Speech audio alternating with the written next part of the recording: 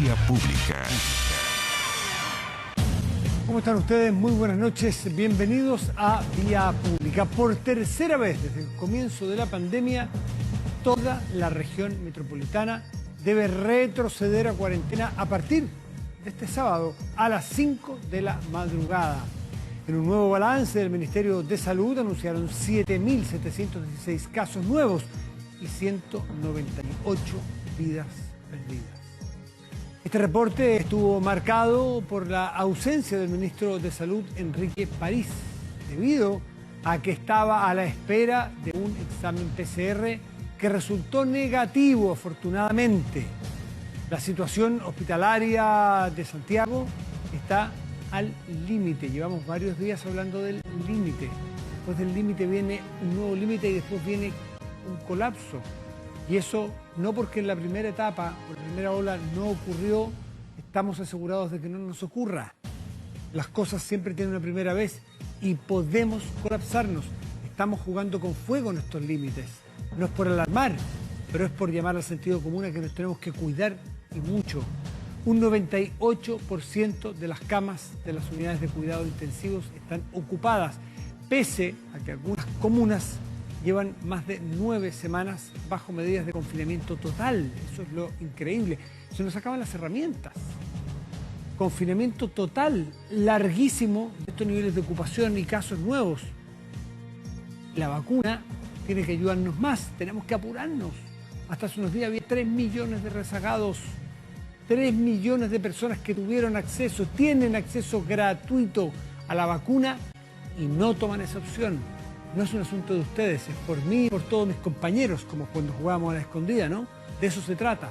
Bueno, esta medida también pase a desplegar una masiva campaña de vacunación desde el inicio de febrero, con casi 9 millones de chilenos ya vacunados, al menos en una dosis, es lo que dice el Ministerio. Además, debido a la contingencia nacional, el presidente Sebastián Piñera decidió postergar la gira presidencial anunciada nada más ayer a varios países de Europa. También hay anuncios para vacunación más temprana en personas desde los 12 a los 17 años.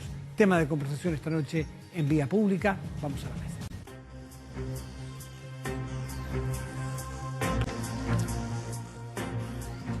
Bueno, justamente vamos a tomar contacto con Lorena Tapia, pediatra infectóloga de la Universidad de Chile. Y le damos la bienvenida. Lorena, buenas noches. Gracias por estar con nosotros. Hola, buenas noches, Matías. ¿Cómo estás? Muy bien, pues. Bueno, preocupado, muy bien, pero muy preocupado porque estamos con todos los indicadores a tope, con las cifras muy altas, con las camas muy ocupadas, con las cuarentenas ya muy usadas. Es una herramienta muy usada, muy gastada, lamentablemente. En las calles uno ve que tiene que hacer racionalizar de que estamos en cuarentena. No se ve la cuarentena en las calles. Entonces, bueno, ¿qué mucho más queda? Tú eres pediatra y me gustaría que entráramos derechito a la vacunación entre 12 y 17 años. ¿Cómo lo ves tú? Bueno, la vacunación entre 12 y 17 años viene a apoyar todas las herramientas que se han tratado de tomar, algunas más efectivas, otras menos efectivas, algunas con más respuesta de la población que otras. A nosotros nos gustaría que esos 3 millones de rezagados o un número importante de rezagados que existe actualmente en vacunación no existiera, claramente, y eso lo han insistido también quienes trabajan en las UTI. Son los pacientes que están ingresando a los cuidados intensivos son pacientes que no han recibido la vacuna. Por lo tanto, el llamado primero siempre es a vacunar a quienes están en riesgo y quienes están cayendo más a los cuidados intensivos en este minuto, que son precisamente los que no están vacunados y cercanos a los 40 años en promedio, o menores incluso de 40 años actualmente. Pero dentro de esta vacunación masiva y también dentro de estos pacientes que están llegando a las UCI, en las UCI pediátricas sobre todo, se están recibiendo, y en los hospitales pediátricos que atienden niños, se están recibiendo niños también con neumonías graves, muchos de esos niños con factores de riesgo de presentar infecciones más graves. Y por lo tanto la vacunación o el avisar que tendremos vacunación, sobre todo inicialmente en pacientes de mayor riesgo, es una buena noticia. Pero necesitamos que los pacientes, no solamente los niños, sino también los padres de los niños, asumamos las responsabilidades y vayamos a vacunarnos. Exactamente, claro. Los factores de riesgo mayores están hoy día en los que están entrando a las UCI y son desde ayer, si no me equivoco, el segmento etario menores de 39 años son los que están primeros en número en la cantidad de camas ocupadas UCI y es allí donde quizás hay que enfocarse. Pero a ver, ¿cómo te explicas tú que haya 3 millones de personas? Bueno, ha bajado probablemente, no al ritmo que se quería, pero ha bajado quizás un poco la cantidad de rezagados. ¿Cómo te lo explicas tú que vives en el mundo de la salud? A ver, es difícil de explicarlo desde el área de la salud cuando uno ha trabajado y ha trabajado en el conocimiento, en obtener el conocimiento que respalda las vacunas. La verdad que no es muy fácil explicárselo, pero efectivamente quizás hemos fallado en entregar ese conocimiento, en entregar la información a la gente respecto de la seguridad de las vacunas, a lo que significa, el riesgo que significa no vacunarse y no solamente un riesgo propio, sino un riesgo social. Hay una responsabilidad con el resto también al decidir no vacunarnos. Y yo creo que en eso tenemos un trabajo que hacer de acá en adelante, no solamente para esta vacuna, sino que insistir en que las vacunas históricamente han salvado y siguen salvando millones de vidas y esta no es la excepción y tenemos que ponernos en ese contexto. Y desde la salud creo que nosotros tenemos que tratar de llegar con mensajes quizás más simples para que se entienda que las vacunas son seguras y son una herramienta que nos han acompañado hace mucho tiempo controlando infecciones y controlando enfermedades que si no tuviéramos vacunas tendríamos millones de muertes más anualmente, tanto en niños como en adultos. Son una herramienta, la verdad que muy, muy valiosa. ¿Qué mensajes son esos mensajes simples? Tú acabas de esbozar algunos. Por ejemplo, las vacunas salvan vidas y nos han salvado muchas vidas hace mucho tiempo. Las vacunas tienen 70 años, si no más, algunas por ejemplo. Claro. Sí, por ahí, ¿no? Más No, de 70 años algunas, pero las que han salvado grandes, muchos números de días vienen prácticamente de la década de los 50, 60, las grandes esta es con la vacunaciones tecnología. también algunas desde los 90. Esta tecnología que se está utilizando ahora, me refiero, esta más moderna del virus atenuado, esa tiene en torno a 70 años, según estaba leyendo el otro día, ¿no? Claro, virus atenuados, virus inactivados, que son las primeras que surgieron, llevan de mucho tiempo, más de 70 años, desde los años 50. Probadísimas, Sí, con sí, respaldo, con sí, evidencia.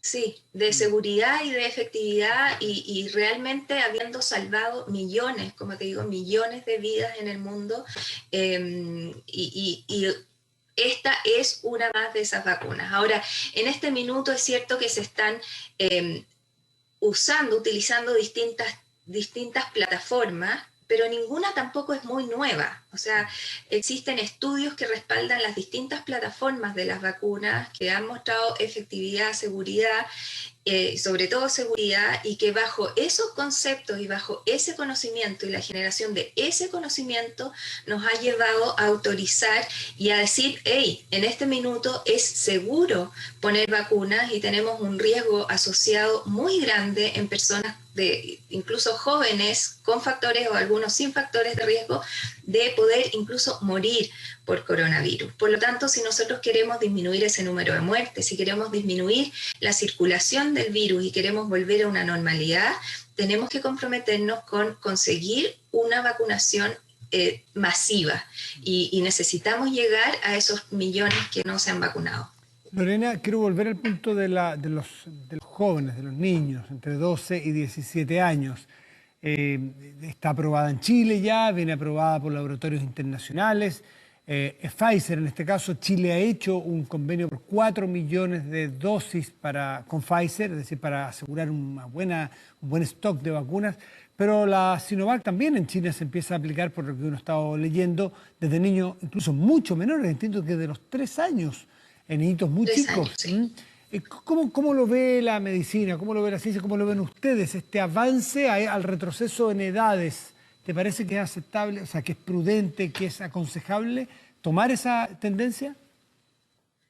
Mira, considerando cómo se ha comportado la transmisión del virus y lo efectivo que ha sido en ir disminuyendo y variando un poco el nicho a quien va infectando en la medida que la pandemia ha ido avanzando, claro que nos hemos dado cuenta que tenemos que vacunar a un porcentaje muy importante de la población, por lo tanto necesitamos también vacunar a niños e ir bajando paulatinamente en la edad de vacunación, en la medida también que tengamos datos de seguridad y datos de efectividad o eficacia primero y efectividad de las vacunas en estas poblaciones. Y es por eso que se va disminuyendo las edades también de manera paulatina. Actualmente datos de 12 a 17 años muestran que la vacunación es segura y es muy, muy efectiva, por lo tanto con esos datos uno puede aprobar la vacunación.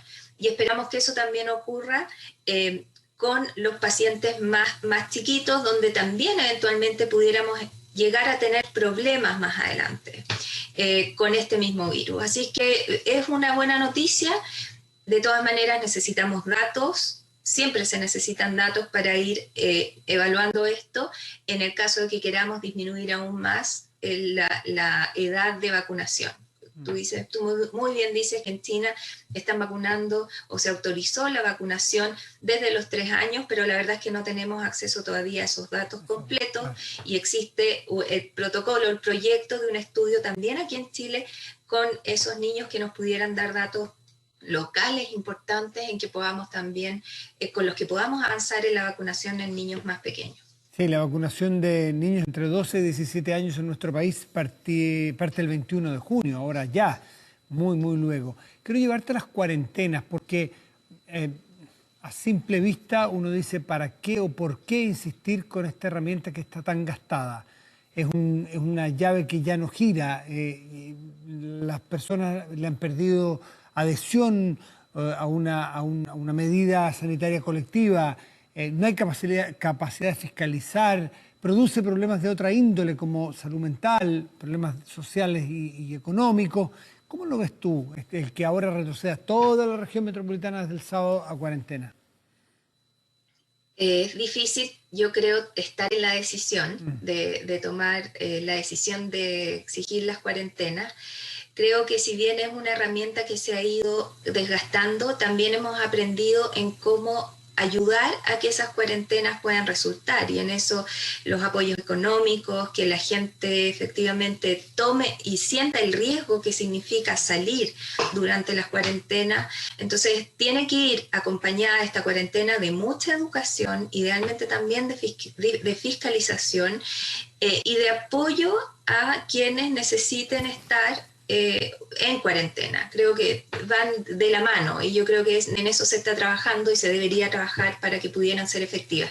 Si bien no han sido del todo efectivas en las cuarentenas pasadas, alguna disminución de casos se pudo ver también. Por lo tanto, uno quisiera que disminuyeran al 20% las movilidades. Puede ser que no lleguemos a eso, pero esperemos que sea lo suficiente para disminuir los casos en un momento en donde las unidades de cuidados intensivos están, como tú bien lo decías, en un momento crítico de ocupación y de sobreocupación. También eso hay que recordarlo. Las UCI están hace mucho tiempo ya saturadas, son cupos nuevos los que se han creado por sobre el basal, y en esos cupos nuevos hay una ocupación del 98%, o sea, estamos sobregirados en la ocupación de intensivos hace mucho rato y llegamos a este nuevo punto donde la verdad es que creo que no quedan más herramientas para tratar de disminuir el número de casos que una cuarentena con lo dolorosa que puede ser para muchos.